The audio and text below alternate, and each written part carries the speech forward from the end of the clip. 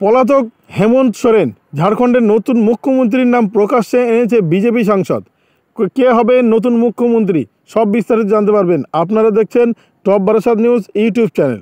ঝাড়খণ্ডের নতুন মুখ্যমন্ত্রী হতে পারেন হেমন্ত সোরেনের স্ত্রী কল্পনা সোরেন, এমনই চাঞ্চল্যকর দাবি বিজেপি সাংসদ নিশিকান্ত দুবের।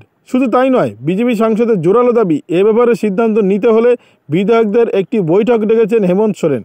সূত্রের খবর, জমি দুর্নীতির সঙ্গে জড়িত তহবিল তছরূপের মামলায় ইডি হানা দিতে পারে আঁচ করে গা ঢাকা দিয়েছেন ঝাড়খণ্ডের মুখ্যমন্ত্রী হেমন্ত সোরেন। দিল্লির বাসভবন অভিযান চালিয়েও তার নাগাল পায়নি কেন্দ্রীয় সংস্থাটি। হেমন্তের বিলাসবহুল গাড়িটি বাজেয়াপ্ত করা হয়েছে। সেই সঙ্গে ঝাড়খণ্ডের মুখ্যমন্ত্রী খোঁজে দিল্লি বিমানবন্দরে সতর্কতা জারি করেছে ইডি আধিকারিকের দল।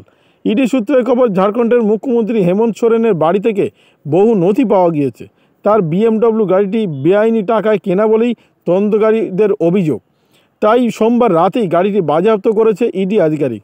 তারপর মধ্যরাত পর্যন্ত মুখ্যমন্ত্রী সোরেনের বাড়ির বাইরে তার জন্য অপেক্ষা করেন তদন্তকারী সংস্থার আধিকারিকরা, কিন্তু সোরেনের দেখা মেলেনি। যদিও পরে মুখ্যমন্ত্রী হেমন্ত সোরেনের অফিসের তরফে ইডি অফিসের ইমেল পাঠানো হয়। ইমেলে ইডির কার্যকলাপের তীব্র নিন্দা করে জানানো হয়েছে আগামী 31শে জানুয়ারি তার বয়ান রেকর্ড করার জন্য ডাকা হয়েছে। এখনও সেই সময় আসেনি। তার আগে রাজনৈতিক কারণেই ইডির এই তল্লাশি অভিযান বলে অভিযোগ করছেন মুখ্যমন্ত্রী। অন্যদিকে ঝাড়খণ্ডের শাসনভার হেমন্ত সোরেনের স্ত্রী গ্রহণ করবেন বলে ফের দাবি করেছেন বিজেপি সাংসদ নিশিকান্ত দুবে। এক্স হ্যান্ডেলে তিনি লিখেছেন বা একটি পোস্ট করেছেন। দুবে প্রশ্ন তুলেছেন, একজন পলাতক ব্যক্তি কীভাবে রাজ্যের মানুষকে রক্ষা করবেন? মুখ্যমন্ত্রী হেমন্ত সোরেনজির নির্দেশে যারা ভুল করেছেন তাদের জন্য একটি বড় উপদেশ।